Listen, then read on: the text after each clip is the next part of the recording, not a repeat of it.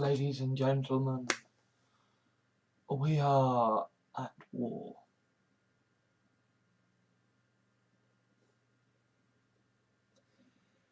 We are going to kill innocent civilians.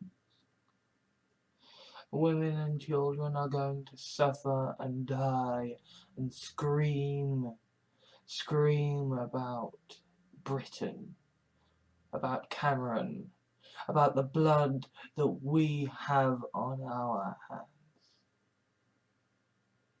It's Iraq 2.0. It's Libya, it's Afghanistan, it's every fucking mistake we have ever made all over again, except this wasn't our fault. This was their fault. We made our voices heard and we were ignored. We were ignored because our parliament doesn't actually give a shit about democracy. It has convoluted, fucked up rules that mean that when the majority of people have voted for particular parties, have voted for particular people, and these parties all say together as one, we don't want war, then it doesn't fucking matter. This carnage, this blood, this devastation, it is on our hands. But don't worry, there are going to be reprisals. Stay out of London. Just genuinely, like, do you really think that poking a hornet's nest is the right idea to avoid getting stung? We don't have to do this. We didn't have to do this, you know. It's fucking America and Russia and all these fucking bigger countries who don't give a shit what their people think. All these bigger countries who are still fucking important on the geopolitical stage, and here's us, barely keeping the UK together, saying, yeah, we can do war. We can't. We can't. We may be an island nation, we may be good at isolating ourselves, at cutting ourselves off, at defending ourselves, but we cannot stop an ideological contagion. We cannot stop self-radicalization. We cannot stop it with blowing shit up. We cannot stop it by sending a message that we are the bad guys. Because what other message can we get? What other message can we possibly send when we are going to go over there and blow up people that we have been decrying from coming over here?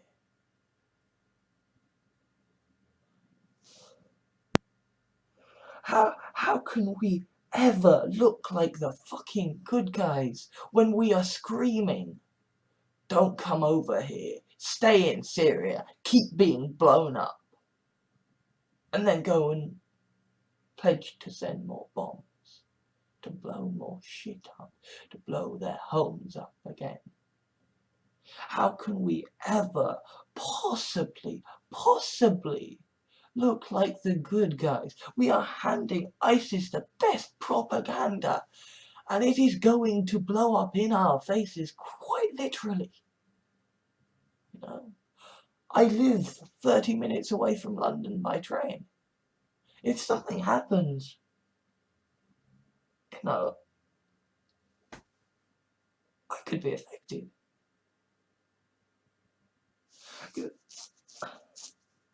And the thing is that, like, it's not even necessarily London. It's not.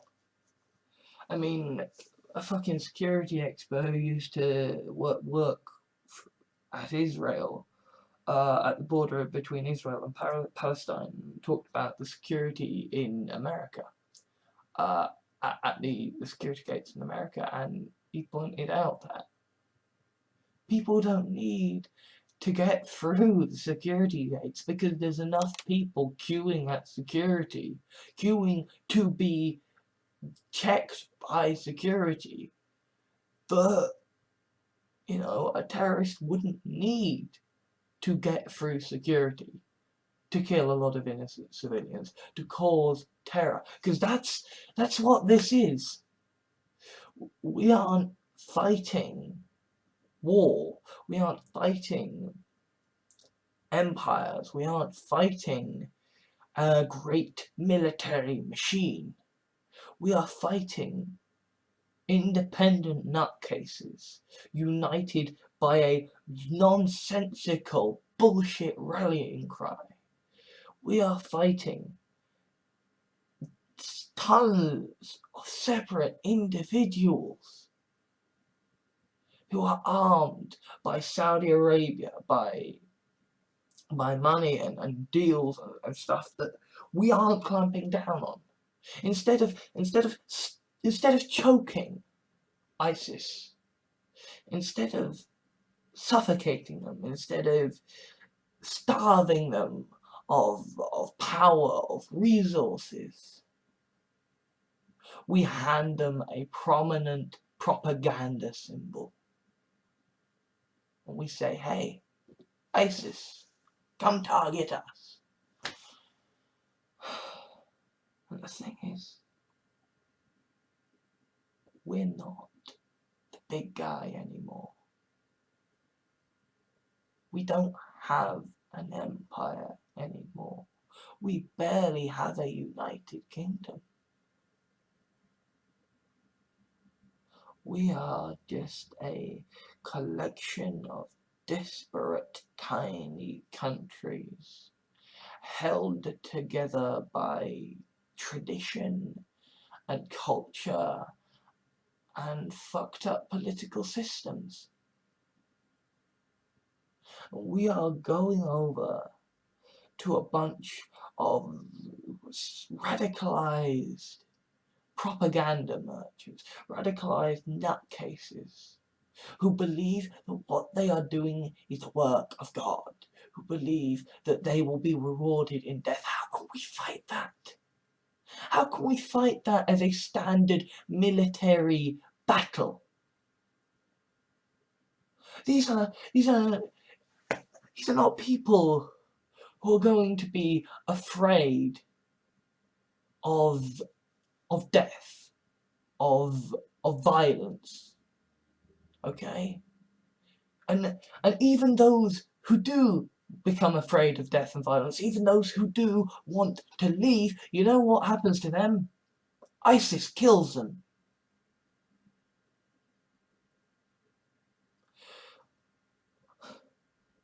The irony, ladies and gentlemen, is that the Conservative Party fought alongside the Communists against the Nazis. And here they dismissed calls of pacifism as communist yet again. And yet ISIS are more like the communists than the fucking Nazis, because the communists were people who joined out of this spread of this political contagion, this ideological contagion, who would flock to this symbol of power and liberation, only to find that they were just as big a fucking enemy as the one they tried to get away from, only to find that the Grand Liberator was in fact yet another fucking boot stamping on your face and another knife at your throat saying, do as I say or I will cut you. ISIS are a mind trap. They are a mind trap. They are... They take the vulnerable, the dissatisfied, the angry, and they fill them with hatred. And they say, come over here. We will give you purpose. We will give you family. We will give you community. And then they get there.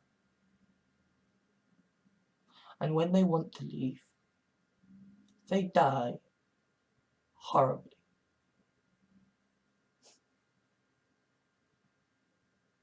Very like the Sith. Except they're smarter than the Sith. And there's more of them than the Sith. Fortunately, they don't actually have any fucking magic powers, but you know, I'm sure they very much believe that they do.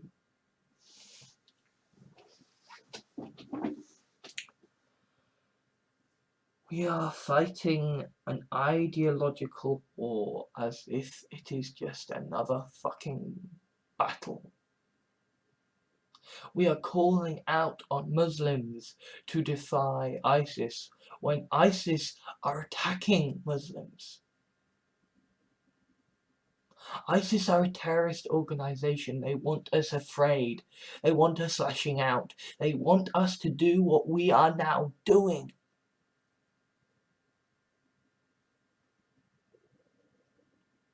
People are going to die.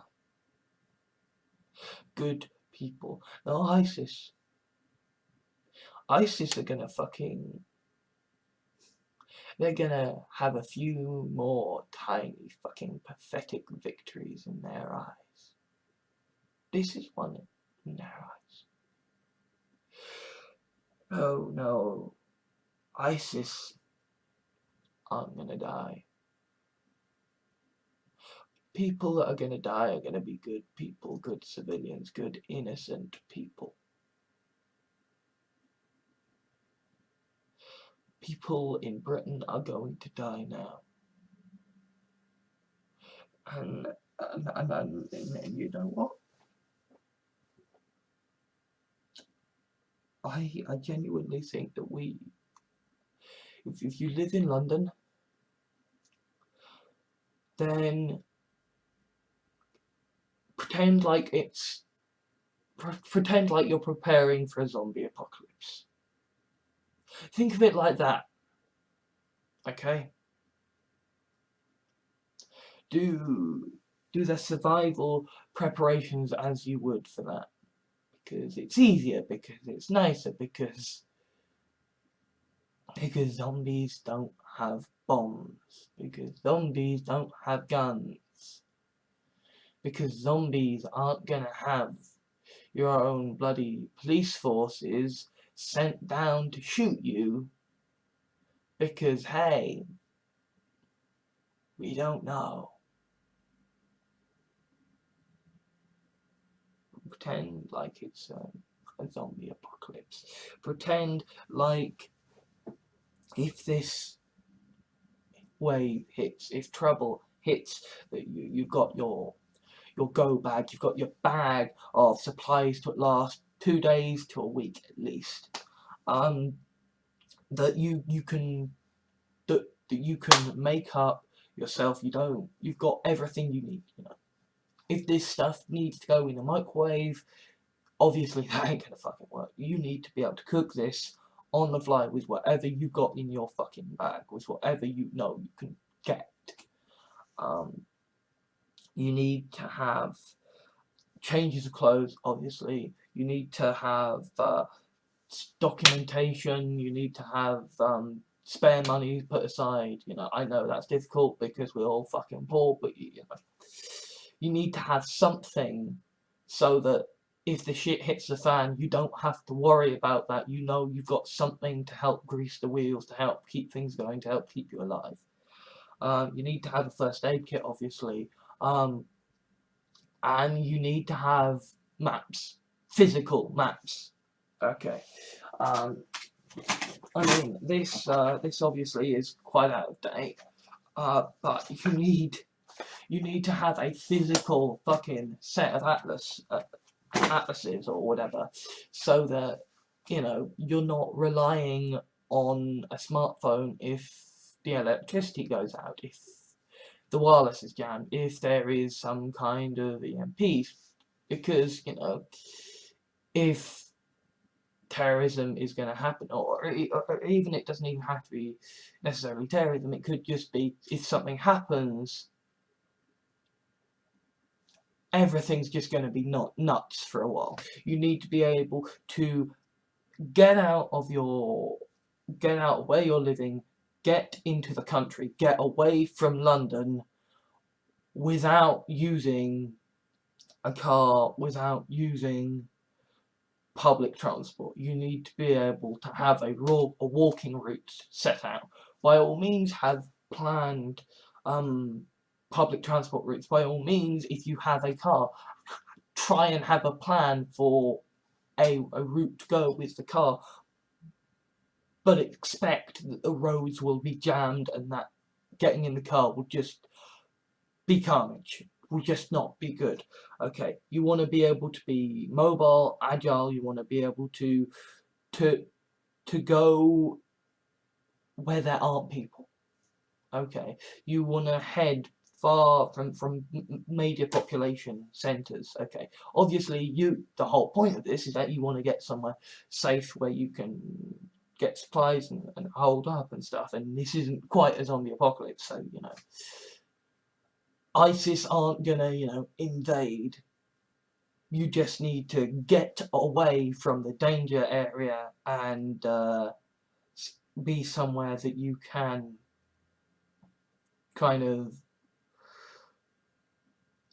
be safe whilst, you know, the government cleans up and deals with whatever's going on there. You need, obviously, to have a in this day and age, you need to have a charged up phone. You know, my advice is just buy a cheap, shitty £10 pay-as-you-go phone with a different number, okay, and just literally have it there in your emergency kit, so that, you know, if something happens, you have a pre-charged phone, prepaid, so that you can call for help as soon as you get sufficiently safely away. And you need to make sure that you can do this quickly. Obviously you're going on foot and stuff, but you need to make sure that you can be out the house and heading on your way within 15 minutes. You need to be getting out there on the road, preferably on foot, quickly. And you need to know that you know the areas that you will be walking through well enough that you're not going to get taken by surprise by something, you know. So you know where to watch. Okay, there is an alley coming. Is an alley coming in on there. There's an alley coming in from there. Have a check. Be aware of your surroundings. Make sure, hey, if you hear sounds, be careful. You know, don't want to start anything, obviously, but you want to be aware of your surroundings so that somebody doesn't say, hey, shit's just happened, we're going to take advantage. Most likely, if something happens in London, it's not going to be a nuclear bomb, so you don't have to worry about that. Most likely, the bigger issue you've got to deal with is the fact that the roads will be jammed. The roads will be jammed, therefore it will be hard to get food, you know. There will be a certain amount of chaos in terms of information blackout. There will be people panicking and, you know, getting supplies of food taken, which is why you need to get out of the area, which is why you want to go to somewhere away from London, Partly because, hey, if there's been one, there might be another. And partly also just because if there's going to be a panic, if people are suddenly going to go, oh my god, there's been a thing, we need to stay indoors, quick, everyone hit the shops, then you want to make sure you've got food, you can get somewhere where, you know, there isn't going to be as much of a panic. Okay. And obviously avoid the airports, avoid the bus stations, avoid the train stations, because those are where people are. And to a certain extent, right, the whole zombie apocalypse as an analogy for ISISing is appropriate, because the danger of a zombie apocalypse is highly populated areas, because there's a greater increased risk in zombies, and in the case of a terrorist attack, a highly populated area is going to be a larger target for terrorist attacks. So you want to avoid the high populated areas, you want to go to the country, you want to go to where things are less dense. What you also want to be aware of is that if there's just been a terrorist attack, there's going to be a lot of paranoia, a lot of suspicion, there's going to be a lot of hate. A lot of hate. And if you're Muslim, heck, even if you just happen to look foreign, there might be issues. So you want to make sure that whilst you are obviously, you know, dressed and geared up for protection and survival, you want to make sure that you've got things planned out and prepared, and you know what to say. You know, you try and look harmless. You try and look like, yeah, I'm just passing through. I'm not wanting to cause a fuss. Because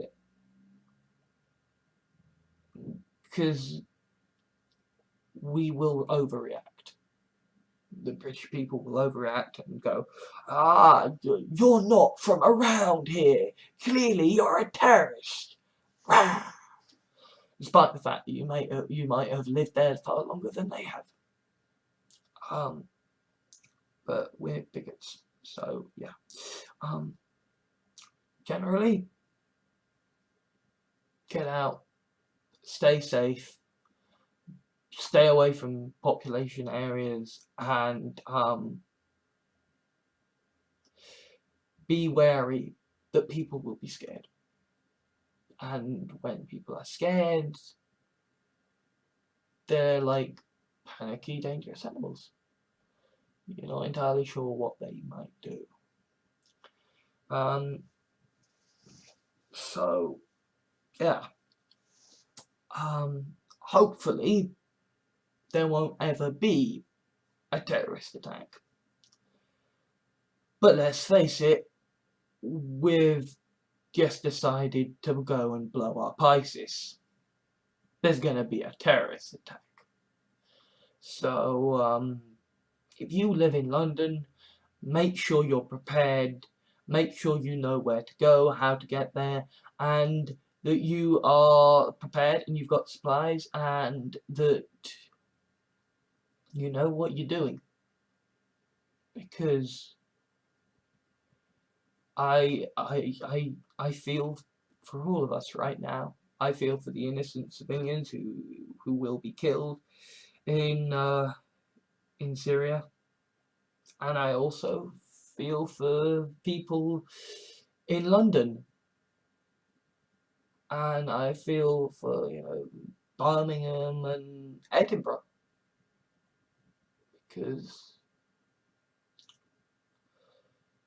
because those are probably most likely areas for a terrorist attack to hit now, and there probably will be one, at least. So stay safe, guys. Stay safe. Hello! So this is the end of the episode. So if you have liked this episode, then please whitelist me on your ad block. Don't ad block my videos, because that will really help me a lot if I can have your ad removed. Leave a like, even leave a dislike, that helps me. Leave a comment, that helps me. You know, if you want to favorite the video, that will help me. Subscribe, that will help me. I have a Patreon that you can donate to, and if you donate a certain amount, then, you know, there's a monthly newsletter for people who donate a certain amount, and if you donate a little bit more, then you also get to have your name at the end of the videos, in a set sort of thing after this. So yeah, please, I have Patreon, so please donate some money to there. I do have a Twitter, twitter.com FARSHNUKE.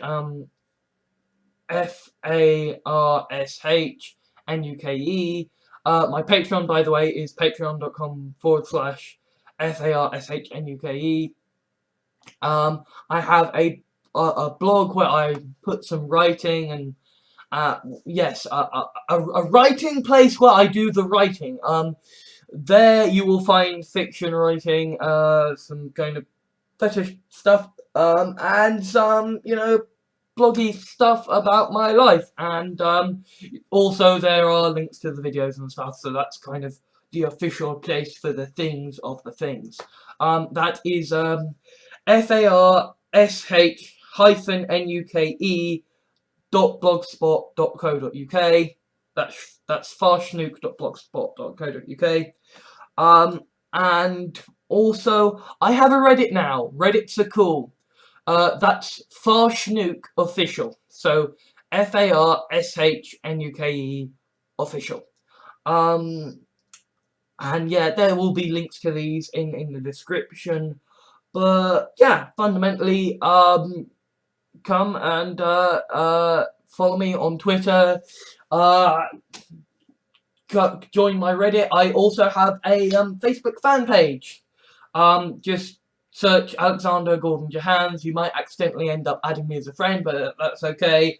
Unless I know you in person, I'm just gonna send you a link to where you can find my fan page. And so yeah, just Alexander Gordon Johans on Facebook for the fan page. And I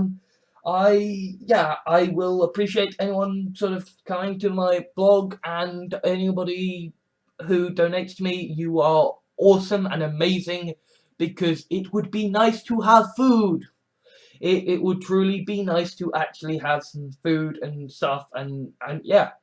And I am actually looking for a job, but it's just very hard at the moment because of the crappiness of things.